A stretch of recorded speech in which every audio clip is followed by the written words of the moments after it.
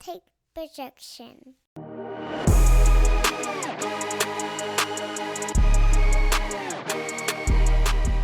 Welcome everybody to Taking on Sports. I am TD. That is Greg. Greg, how you doing? I am good. How are you today, sir? I'm pretty good. It's a nice sunny day here in Birmingham after a few cloudy, gray, cold ass days. So that's good. Yes. We will start here reacting to the Super Bowl last week, of course. The Chiefs come back, get a win over the Eagles. Couple controversial calls in it, of course. The big one at the end. But do you think that really had anything to do with it? Do you think the Chiefs just figured out the Eagles' defense in the second half? Because that's my take on it. I think Andy Reid showed out and just figured out that defense. Right. That game. I mean, it lived up to the expectations there. I mean, it's everything you would want from a Super Bowl. It had the drama, it had the back and forth. We ended with the two best teams. It was entertaining. The Chiefs had that comeback down 10 there. Mahomes put his team on his back as he normally does there, and like you said, of course, the call at the end there. And it definitely could definitely be called. I mean, no doubt about it. But I thought it would have been just for the game more exciting, just to have them kick their field goal at that point and to see what the Eagles would have done with the ball with more time. But that's just me. No, for sure. Yeah, it's one of those the player admitted afterwards, the defensive back for the Eagles said, yeah, I held them. I was hoping they'd let it slide, but they didn't. And then, it kind of brings up that argument, like, if you don't call it then, and you can't call it any time, you can't, call it in the second quarter, but not right then. But my thing is, I don't know if I call that in the second quarter, because he held him, he showed it, but it didn't impede him. All right. Yeah, he didn't change his course. He didn't spin him around like he was already spinning on his own, and he beat him. But that ball was he was never catching up to that ball. And ball was passed. Yeah, and I do think there does have to be something with referee and some mental, and kind of figuring out does this flag really need to be thrown right now? Does it, because it impacted the game hugely? It didn't give the Eagles any time to do anything. They get the hold right there. They've got a one. It's not a guarantee Bucker makes that kick. He probably does, but it gives them about a minute 50 to go down the field and either win or tie it up. Now, worst kick a field goal, and the way that Eagles have been rolling on offense, I mean, it's probably going to happen, at least a field goal. Mm-hmm. But yeah, I think the big thing out of that was there was an Andy Reid masterclass, especially those two touchdowns where they faked the jet sweep, and just fake, wide open. Yeah, was it Sky Moore on one and Tony on the other? No, Smith Schuster. No, I can't remember. It was one of the receivers on one of them. But either way, they're beautiful play designs. Beautiful, yeah. Can't ask for just a mastery, mm-hmm. And that's another. Just the whole with Andy Reid, just how much his story changed. In Philly, he was the guy that couldn't win, and now he's listed as all-time great. It's just funny. Sometimes you change your atmosphere and things. Get a little. You're able to draft a player like Mahomes, and things just your whole legacy just changes overnight. Mm-hmm. Yeah, now he joins a class. I think it was about 13, 15 coaches that have won multiple titles, NFL titles now. So an esteemed class. It's more than you think it is, but when you, I think it's NFL titles. It might just be Super Bowls now. I can't remember, but he's got 2 now, so that puts him up there with a couple guys. And yeah, it puts him into the all-time greats category because he was in all those title games in Philly and made the Super Bowl. Just got bested by the, Bill Belichick and the Patriots back then. But hats off to him. Hats off. I saw stories that Eric Bieniemy was the one that pointed out that the Eagles' defense was really afraid of the jet sweep, so they would overcommit to it. And if you watch those replays, they did. Those men went in motion, and the whole defense started shifting, and it was just easy. Right. Stop, turn, wide open. Wide open.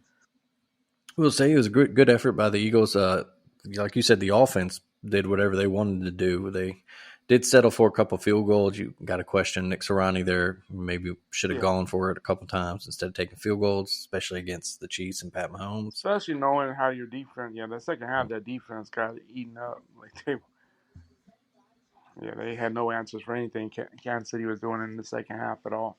No, yeah. Uh, And Jalen Hurts is a star. If they'd won, yeah. he's probably the MVP. There's an Oh yeah. argument he could have been MVP even in the loss. Regardless, Yeah. right? Yeah. I mean, he put up. Other than that fumble, man, he had an Hmm. epic.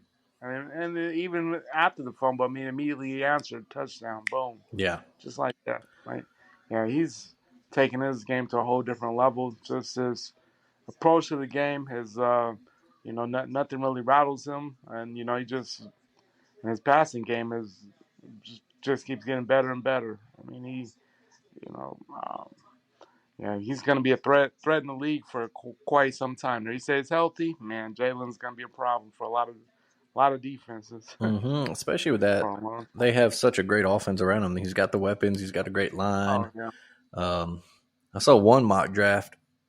They probably needed to go defense, but I saw one mock draft that had them taking I think Jameer Gibbs or Bijan Robinson. oh I'm like, wow, oh man, put that man in that that'd be offense. crazy. Ooh, either one of them That'd backs in be that crazy. offense. Yeah, Wow.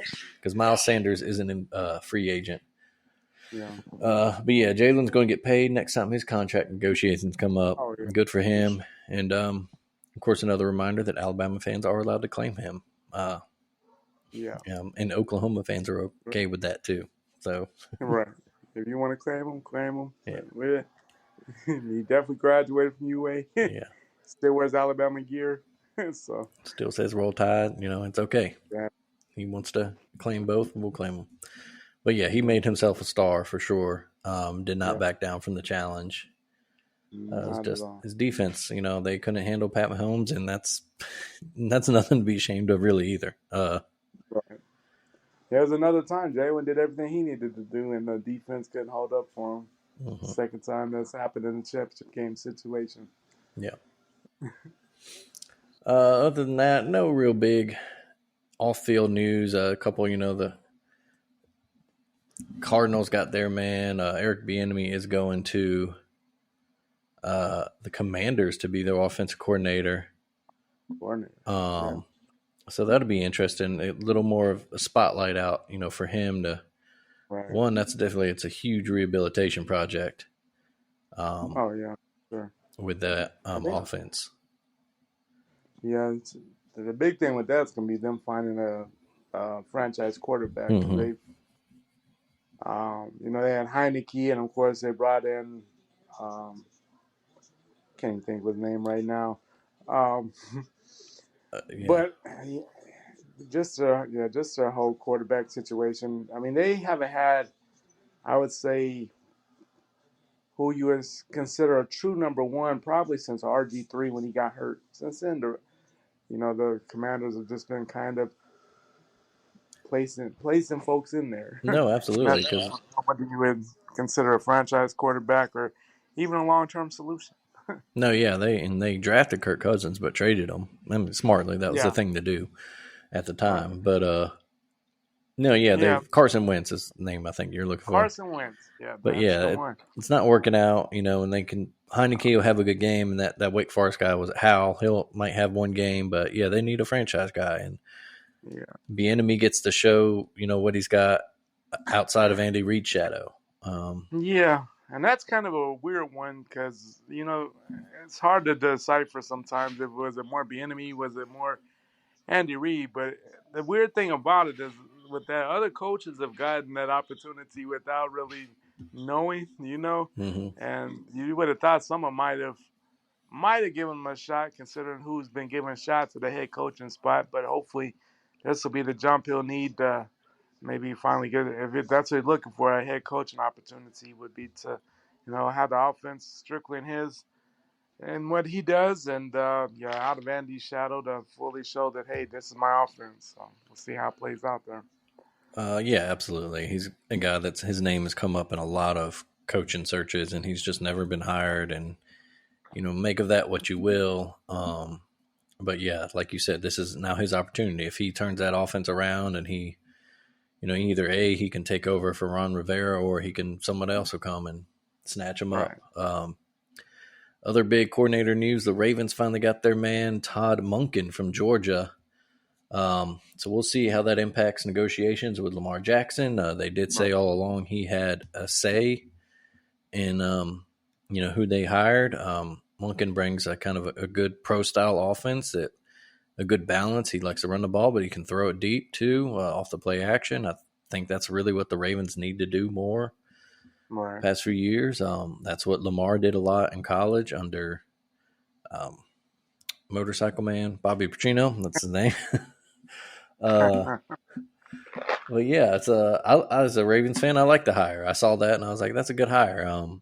I didn't necessarily think they needed to change too much and go to like some spread air raid offense, because they don't have the personnel for it. They're still built for Right. kind of a power run game, but Yeah. the one thing they need to do was capitalize off the play action game, and they never really did that under Greg Roman. Now they got a guy who does that a lot and has won back-to-back titles as offense coordinator at Georgia, and really turned that offense around. That was their struggles for the first few years under Kirby Smart, and he came in and changed it, and he made Stetson Bennett IV a back-to-back national championship QB. So Right. what he could May do, even get him drafted.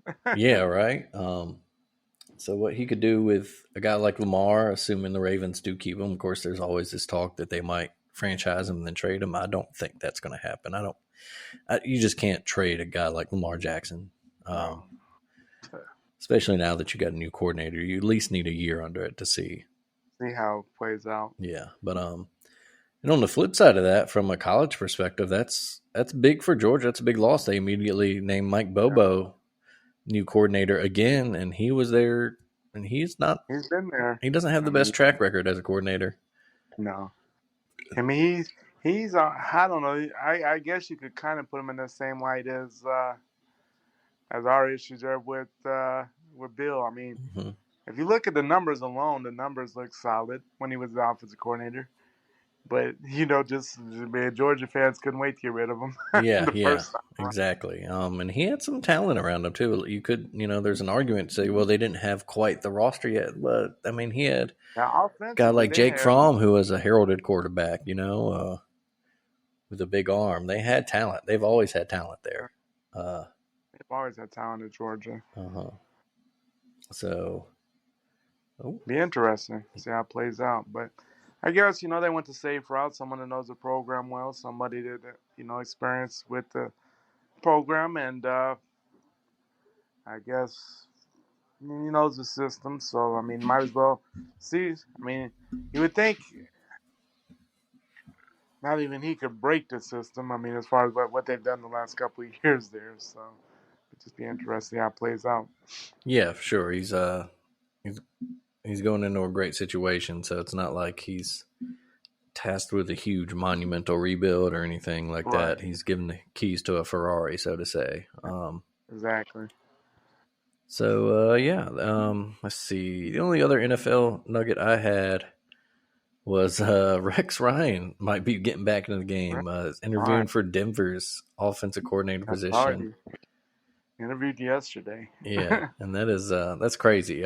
As a Ravens guy, I was a big Rex fan. I wanted him to be promoted to head coach back when they fired Brian Billick. Of course, it worked out all right with John Harbaugh, but Rex did all right himself as a head coach, and with the Jets. He's had some nice years there, and but yeah, it's been a while since he's been on the sideline there. We've seen him on ESPN for a while. Good TV personality, I'd say, but. Yeah, it's just a matter of, he said he was only come back for a perfect situation. I know Denver has had good defenses the last couple of years and kind of wasted it with the lack of offense, but, that's changed a little bit. We'll see if that's a long-term thing, or, if he enjoys the grind of coaching still. Yeah, for sure. You wonder how that patented defense of his translates to the modern game now with, it's even more spread out. So we'll see. That should be it. We can do like a look ahead to off season next season. In the future here, because Yeah, there's nothing really for sure. happened yet. Yeah, nothing major. Yeah. We'll move on to the NBA.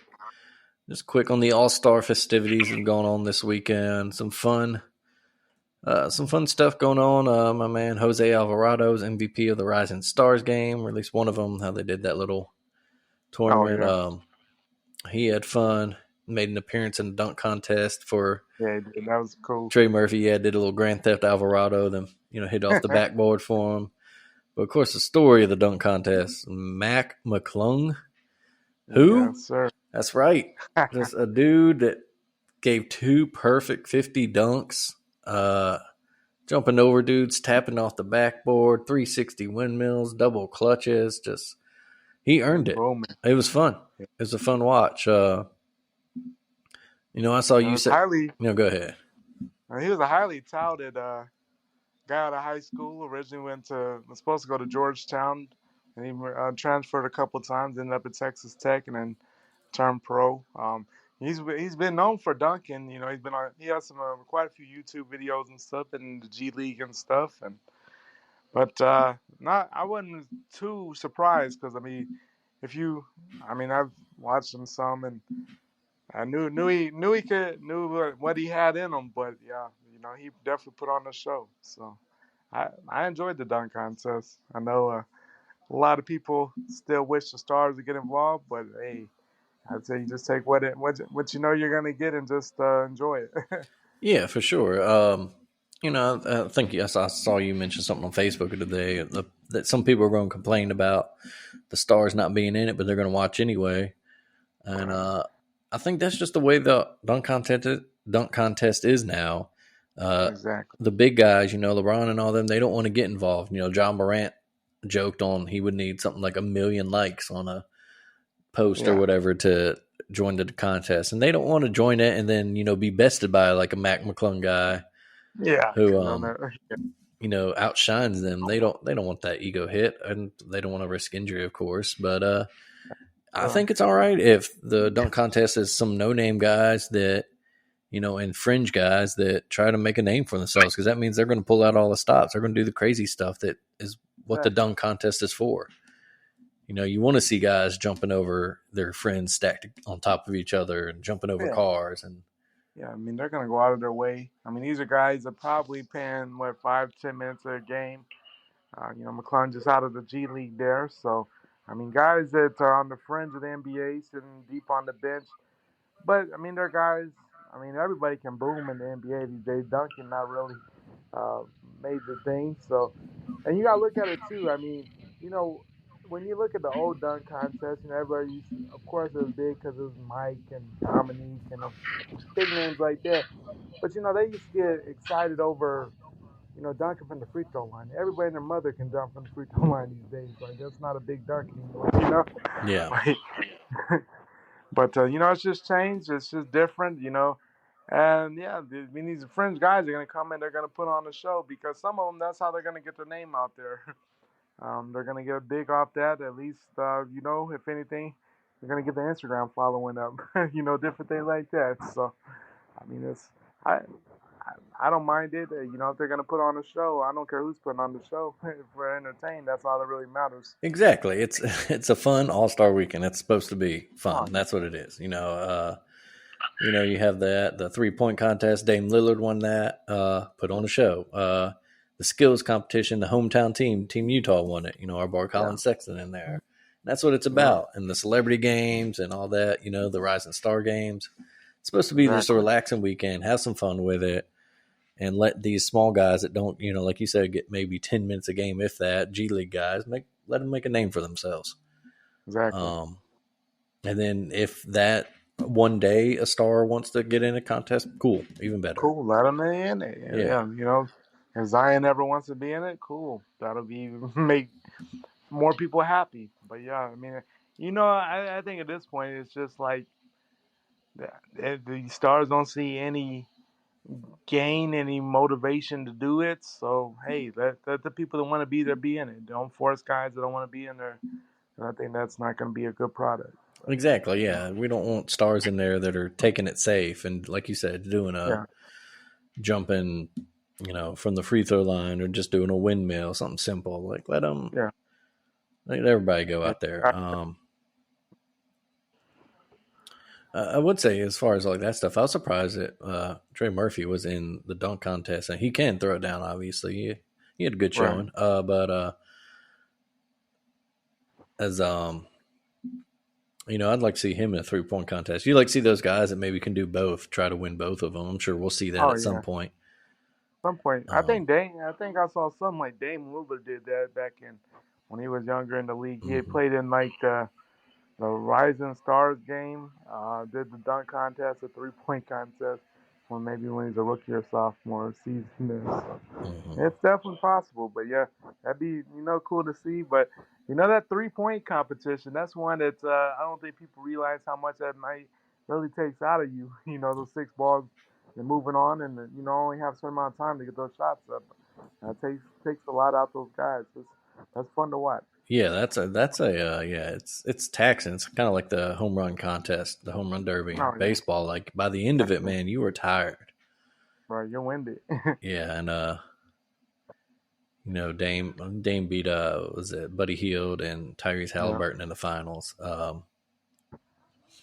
And he needed a lot to do it, and but it's Oh fun. yeah. Yeah, that was always my favorite as a kid watching the Yeah, you know 3-point. Yeah, it's always. yeah Reggie Miller murdering everybody every year, and then like Ray Yeah. Allen. And, in the past When we've they get had on Steph. them hot streaks and hit like 15, 16 in a row, you're like, oh man. Hmm.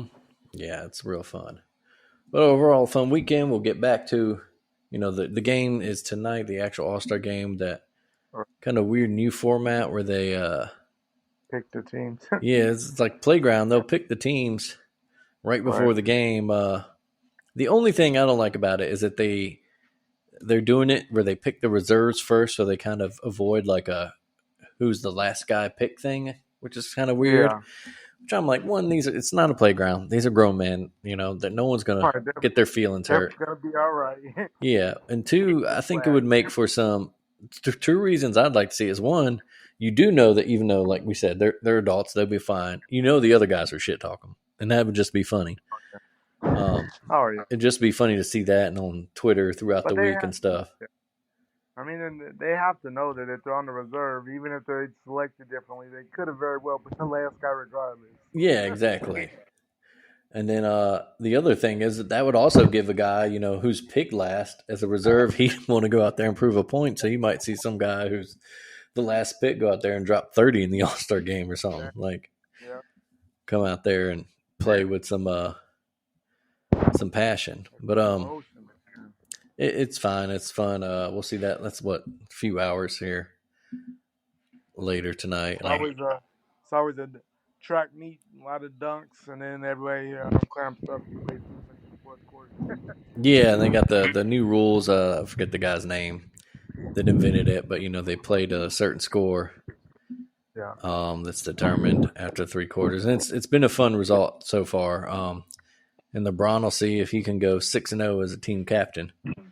Yeah, it's crazy. Yeah.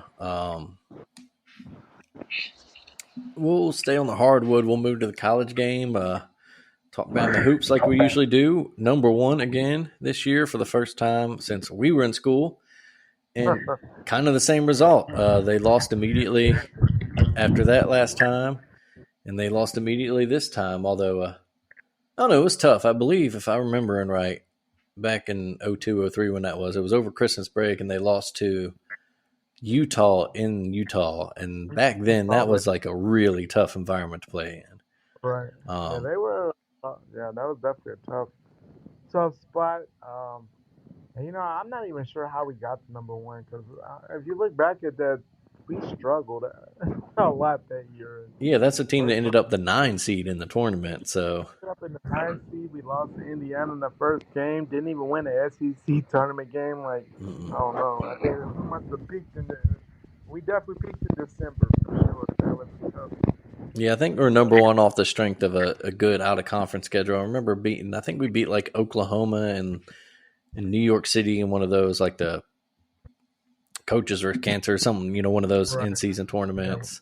I Right. think we had a couple of maybe like one big early SEC conference win, but then that was like the typical Mark Gottfried stuff where we'd be unbeaten at home in SEC play and damn near winless on the road.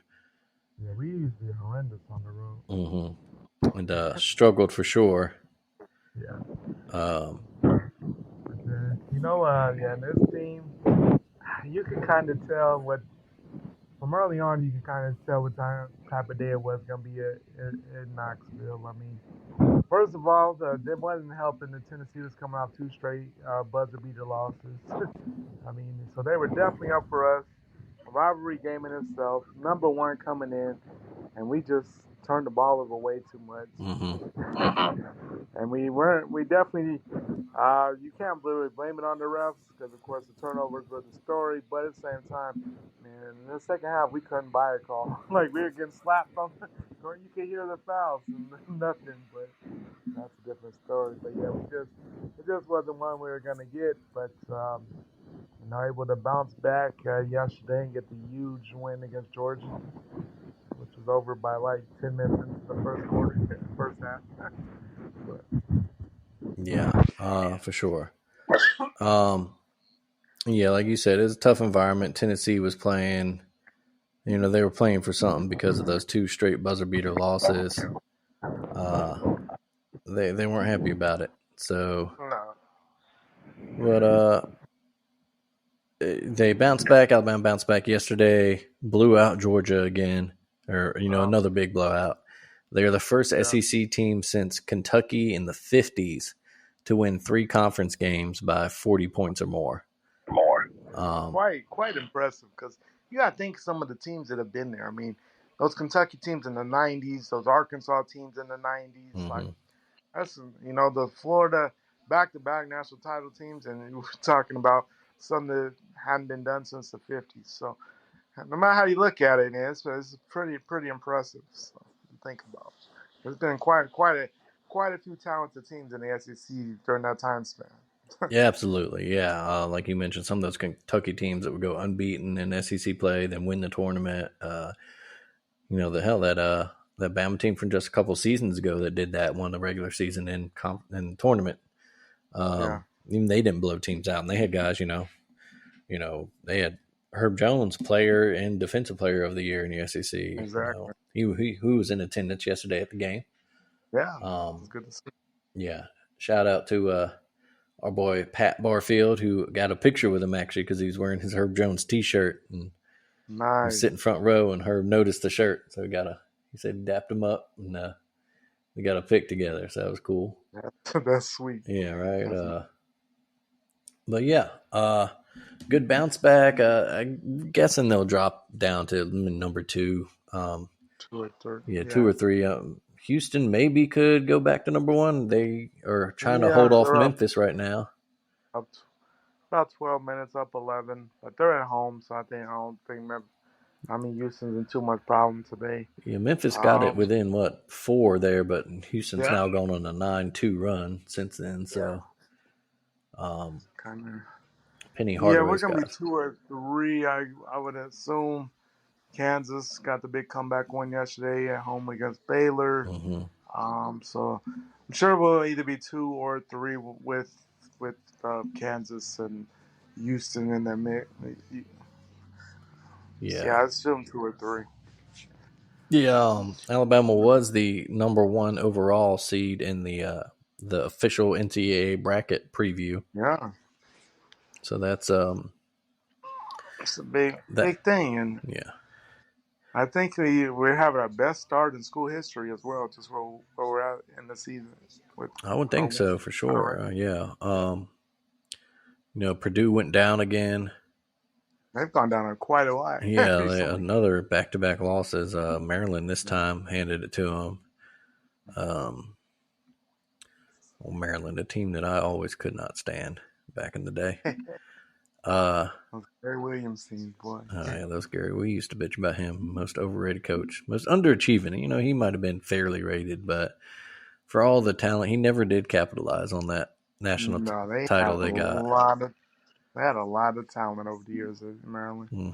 And they let a lot of talent from that area go. That not just the Baltimore. I mean, I Yeah, always argue this DC. too. Being from Baltimore, a lot of people assume that I might be a Terps fan. I'm like, Maryland is a DC suburb. Their College Park is a Right, DC suburb, not a Baltimore suburb. right. So I never really was a Maryland fan. And Mm-hmm. all of that talent, guys like Kevin Durant, and I used to have a list of it, man, but that got away from them in that DMV area. Yeah, it's crazy. Yeah. Think about it. They couldn't pull any of those guys. But yeah, they've now lost 3 of their last 5. They did get a win over Ohio State yesterday, Purdue, or earlier today, maybe that was. Yeah, I think it was this afternoon game. Yeah, they blew Ohio State out, but they'll get Indiana next at home, rivalry game there. But yeah, they'll probably Houston. I imagine Houston holds on; they'll be number 1, like you said. Maybe Kansas on the back of a couple of their big wins. I do know right now, in terms of odds from Vegas, Alabama is 8-1 to win the title, and only Houston is better at 7-1. I think Kansas might be 8-1 as well, but that's just something to note. I'm sure Mick Cronin would like UCLA to be in that conversation. He bitched about the bracket preview yesterday and something about conspiracies because they're leaving the Pac-12. I don't know. Just win games. I'm not sure how that affects the committee, but yeah, exactly. I don't think the committee cares what conference you're in. They just unless you're mid-major, then you get shafted. Then you might have an argument. But I don't think UCLA can really claim that as why they're not. But, yeah, but that's two. You look at it. I mean, the Pac-12 is kind of suspect, and I'm looking at the Big Ten. I look more into it because I honestly haven't watched a lot of Big Ten basketball. But compared to where they're at normally, like there's quite a few teams that are not doing very good this year in the Big Ten. There's a lot of teams right around the 500 mark, kind of under it in conference play, and then it's not a stronger conference than what it has been. No, for sure, it's not. Sure. Yeah, it used to be. It's always one of those talked about. Yeah, every year. Oh, the Big Ten, they're always the best tournament team, and I think we talked about this a few episodes ago. But they haven't won a national title since the team Cleese and Michigan State. Yeah, and those old school like final score would be 50 to 40 something games. Yeah, they used to have the rough. They used to slow everything down back then in the Big Ten, especially. Yeah, I think that was the year. Like I think. In the semifinal, Michigan State versus Wisconsin. I think the final score was like 41-29 in the national semifinal. It was brutal. Yeah, and then they beat Florida in the title game, right? That year, I think. They beat Florida in the title game. Yeah. Who beat? Was it Ohio State? Was that year the Big Ten did have 3 teams in the Final Four? No, that year. Can't remember. Let's look that up real quick. They beat Carolina in the semifinals. That was it. Yeah, that was it. Yeah, Michigan State. Yep.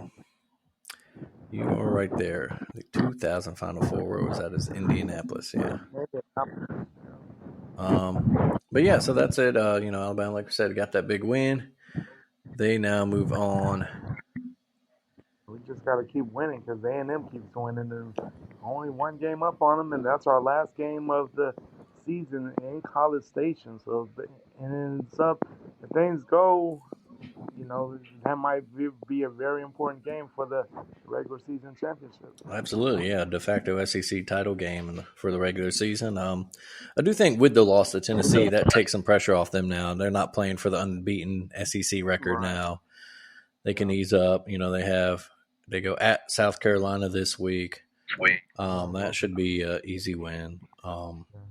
Then they have home games against Arkansas and Auburn rematch. Auburn will be heated up for that, but both of those should be wins. Both at home, I would hope we can win. Considering we won both, we won pretty convincingly at Arkansas. I'm not sure they're as good as what people thought they might be this year. And then, Auburn, of course, is always a big game. But, at home, I think we'll be all right. We play our game, and I'm not too worried about those games. It's just a matter of keeping focused and just doing. like I said, when we're playing our game, we're hard to beat. Yeah. Yeah, if everybody, Threes are, if we're hitting threes threes, are falling and we're running yeah, and not getting bogged down. if we're hustling, playing tough defense, yeah, that's They're a tough team. yeah, They have a lot of athleticism. Not too many teams are going to beat us when we're on. yeah. I mean, we beat Auburn on the road last time with a really big free throw disparity too.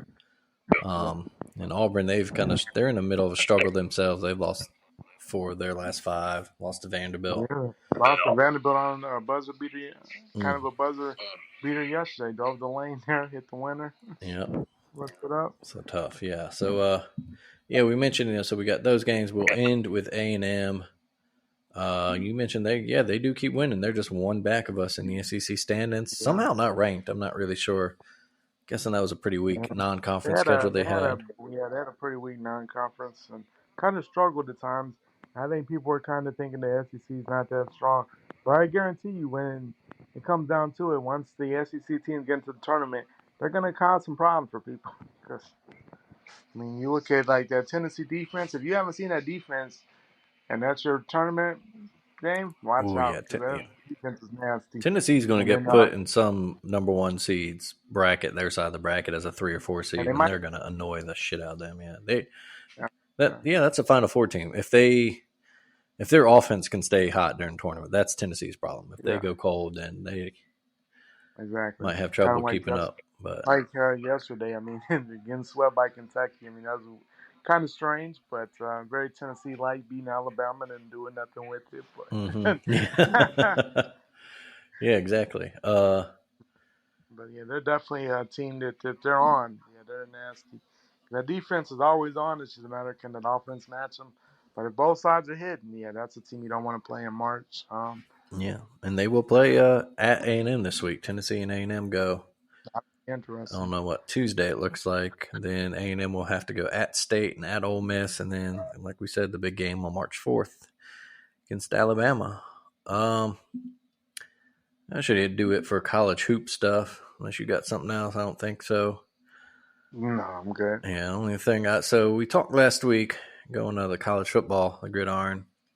Talked last week about future SEC schedules, mentioned, Oklahoma, Texas coming in, moving to more than likely the 3 permanent opponents with, 9 conference games, 3 permanent opponents. And we saw the story that claims that, A&M and Mississippi State will be permanent opponents, which is weird. So we talked about it. So I did some work this week, tried to make my own. I'm just really quick. I'll give them to you, see what you think. And I'll say I focused on 2 things. I focused on traditional rivalries, of course, games have been played forever, games that you don't want to give up. And then 2, kind of geographical stuff. Because I was thinking about the other thing. The other thing it says people focus on marquee games. Well, the idea of this schedule is that you play everyone else in the SEC at least 2 times every 4, within a 4-year window. Right. So you're going to get your marquee games anyway. Like, that's going to happen. You don't have to worry about, like we talked about last week, Georgia has never visited Kyle Field somehow in the 11 years now that A&M's been in the SEC. It's ridiculous, but it's just never happened. So that we're going to avoid that. So you're going to get your premium matchups, and because college football is cyclical, you never know who's going to be at the top of their game or not. LSU's up again, but they were down and up. They're a roller coaster team, and we've seen both Mississippi schools be going from being in the first ever college football rankings to losing seasons. So yeah, exactly. So here it is. I'll give you mine real quick. See what you think. Alabama, we got Auburn, Mississippi State, Tennessee. Obviously, Auburn and Tennessee are there. We don't need to explain that. And as I talked about last week, State, the 2 closest campuses in the SEC, and Alabama has played State only 1 less time they played Tennessee in history. So Arkansas got Missouri, the local, close school. Ole Miss, kind of also kind of close to them. In there, and they become a decent little conference, game. And then Texas, the old school rivalry, 2 programs that do not like each other. Yeah. Yeah, I was saying as long as they got Texas on there, yeah, that's cool. That's cool. Yeah, Like, that was the big one. That's the one. I tried at least, every school's got to have one that you absolutely cannot do without, and that was for Arkansas. I right, think that's it. for sure. Auburn, they kind of get the rough one, and that wasn't me being an Alabama fan. That's just their traditional rivalries. Alabama and Georgia, obviously, and then Florida is their Right. other one. They're one of their big rivalries from before the Yeah. expansion of the SEC to 12 teams back in '92. And that's a school that they don't like each other too. And then they've had some They memorable games don't. over the years. They have. But and I just thinking, even trying to give them, quote unquote, an easier game in there. It's just not. They just don't have those rivalries. No. Yeah, I think that's perfect. Yeah. So Florida gets Auburn, Georgia, and South Carolina. Georgia, by that almost same, gets Auburn, Florida, and South Carolina. And then obviously, you're not going to get rid of Georgia Auburn. You're not going to get rid of the cocktail party. And Right. Georgia and South Carolina are pretty close campus wise too. Exactly. And they've had some decent games over the years. Yeah. Kentucky got Tennessee, Vanderbilt, and South Carolina. LSU got Mississippi State, Ole Miss. That's their traditional one, and then A&M, which has become it's become a pretty big one. That's become a heated one, and that's the one tough. It's like, all right, should the Alabama LSU continue? That was kind of depending on who you talk to. That's a big one. It's kind of faded in kind of recent years. I don't, because you got to think about it. Before, I mean, history-wise, before the whole Saban thing, it wasn't really it was a game, a big game, but it's not what necessarily called a big rivalry game. Before then, I mean, it's definitely grown since Saban's been in Tuscaloosa for sure. Mm-hmm. From his tenure at LSU before, but if anything, I'd say that's more of a one-sided thing. I think LSU had more contempt for Alabama than anything. And and that was actually good. That was going to be my response. Before, the divisional split made them, division rivals, and then before the Saban thing made them, heated rivals, at least, come from the LSU side. Right. And it's one of those rivalries that's built upon, well, that just happened to be two programs that were in the same division that were also two of the best programs in the country. And that's what made it a rivalry. It wasn't necessarily, for them, it was a Saban thing, but we didn't care about them hating Saban. I always thought it was weird. Saban built that program and made them a national powerhouse. Like, why would you be mad? Like, I get you're mad that maybe he left for the NFL, but whatever. He come back to, Alabama threw a boatload of money. Right. It's not like he went straight to Alabama. Yeah. That I would have understood, kind of that like Tuberville from Auburn to Ole Miss, or from Ole Miss to Auburn thing, or Yeah, exactly. But so, and plus, like we mentioned before, you're going to see them 2 times every 4-year window anyway. And if they're back, if LSU gets back to national prominence, and that's a possible SEC title game, some years. So I wasn't too concerned about keeping that one as a permanent. I thought that Ole Miss is their traditional big rival. Right. State, they've had some memorable games recently with, and they're close enough. And then that A&M game's become really heated. Oh, for sure. A close rivalry. And they're 2 teams that have always battled for kind of the same recruits historically too. Right. Yeah. And then, like you mentioned, the one-sided thing, I was going to say, that's, if I talk to someone like my dad who's been around, that was always his, he used to say Alabama's 3 rivals were Auburn, Tennessee, and LSU. But LSU was always more, that's just because they hate us so much. But if you remember, there was I think it was a 30-year period where Alabama never lost in Baton Rouge. It went 30 straight years where they won, 15 straight or whatever it was in Baton Rouge. It was a very one-sided rivalry. And they hate us for sure. They've always hated us, but it's going to be one of those kinds like, I don't want to lose to LSU, but they're not on the Tennessee or an Auburn level to me. Yeah, no, for sure. So moving on, Mississippi State's up next. So Alabama, LSU, Ole Miss. Obviously the Egg Bowl is a big one there. Missouri, got Arkansas, Oklahoma, the old Big 8 rivalry, and then Vanderbilt. Looking at the Vanderbilt one, that's one of those that Missouri is kind of those schools like Kentucky, Missouri, South Carolina were kind of schools I had the hardest time figuring out. if you actually look at Right. distances, they're kind of closer to Vanderbilt than a lot of those other schools. Right. Um, Yeah. so that's kind of why they're there. And then obviously Arkansas, the border states, and then Oklahoma, the old school Big 8 rivalry. Yeah. That makes sense. Yeah.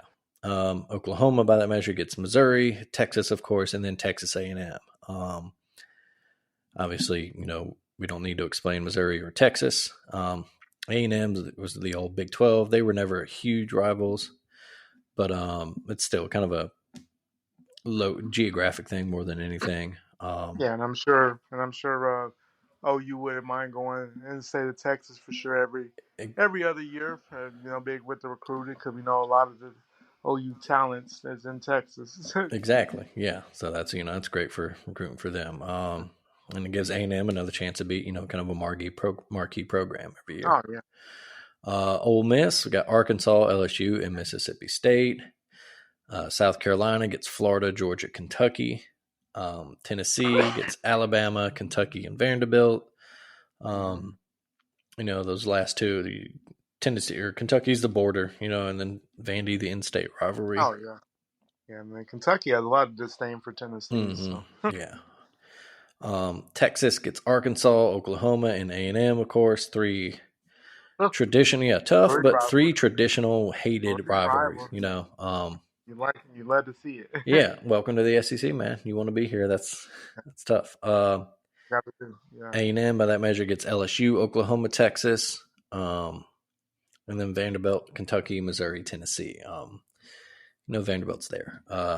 Kentucky is kind of a border thing. Tennessee, the in-state, and I already talked about Missouri. But yeah, so that's just the work I did. I thought. Yeah, that sounds. That's about as good as what you can expect. Sustains all the major rivalries, brings some rivalries back that have gone quiet. Of course, with A&M and Texas, and Texas and Arkansas playing every year. So yeah, I think that's about as good as what you can expect. Everybody's playing their main rivals, and like you said, if you want to see somebody else every 2 or 3 years, you're gonna see those other teams. So I think it's perfect. Yeah, and if you're a bigger program, you're gonna see them possibly in the conference title game. Yeah, So for sure. Yeah, I think you can't ask for more than that. And the main thing, going to that 9-3, and then getting rid of divisions, and then you're gonna get the best possible matchup in the SEC championship game. Because of course we've seen sometimes where, the East opponent is not who you wanted to see the West champion play. exactly, yeah, yeah. I do think this will make the SEC title game a lot better for sure. most years. Yeah.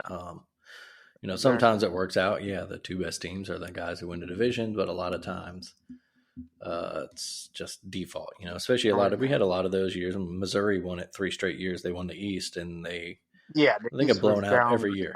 Yeah. Yeah, we could have had you look at it when it could have been like Alabama, LSU, a couple of times, or where it was us and Missouri. Missouri's 8-4 and kind of there just because the East is bad. Mm-hmm. Yeah, or going further back, you could have had a rematch of like a Florida Tennessee game or a Florida Georgia or something like that. For sure, because the West, for a while the West was the down division, and yeah, for sure you could have Peyton see if we could finally beat a Florida team in the mid-90s, and because that was usually the only loss of the season, so that would have been cool to see a rematch, just see if it would go the same, or if he had better luck in the Georgia Dome. Mm-hmm. Yeah, other than that, that pretty much does it for this week. Not, we talked about all the big news. Nothing really huge going on. Daytona's today. Neither of us are big NASCAR fans, so we'll whatever with that. Let's see. Like right now, South Carolina women still trying to keep their unbeaten season going against Ole Miss. They're up 1 at halftime. Don't really see anything. Kevin Love's going to join the Heat. It looks like after he was released by Cleveland. They'll retire his number in Cleveland. I thought that was interesting. I don't know. I'm just amazed how long he stayed in Cleveland. For real, yeah. I just never thought it was gonna be like what it was. Other sports news, I guess. on the Alabama football front. Just bringing in Ken Wisenhunt Mm. as a analyst. I thought that was an interesting hire. A guy with a lot of football knowledge, and then I like Ha Dixon being added as the player personnel coach. I Oh think yeah. that's a really good hire. Man that knows the Saban way well in the process, and hopefully can get these young guys on a day-to-day basis buy into what the expectations are. That was a nice hire. Yeah, you love seeing those former players, especially guys that were, Yeah. big names like him coming back. I'm sure you'll see a guy like Mark Ingram in a position like that in a couple years. Right. Yeah. Um, yeah. So other than that, yeah, around the sports world, over in England, Manchester City had a big win over Arsenal midweek, and then Arsenal had a big comeback win yesterday to retake first place there. Neymar was carted off the field with an ankle injury today. That's something to pay attention to. That's big as Champions League knockout round started this week. So if you're a soccer fan, that's something to pay attention to. Then we pretty much talked about everything else. So we'll move on. Greg, what has been done up real good for you this week? Done up for me real good this week. Had a successful Valentine's. That's always one you worry about because you don't know if you should go just a traditional route or do something different time to time, but you seem to enjoy it, so made it through. How about you?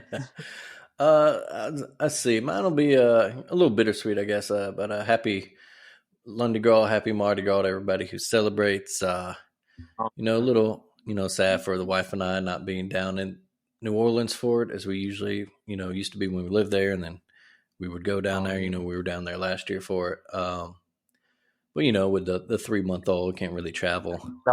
Not quite yet. I'm sure next year we will have them, costumed up and ready to go with us. And because you see all types of parents, professionals at it. They got their strollers and their carts for the kids so he can nap and snacks and have fun, with all the bands and stuff playing. And then when he's time to go to sleep, he can get in his stroller and you just push him along. And yeah.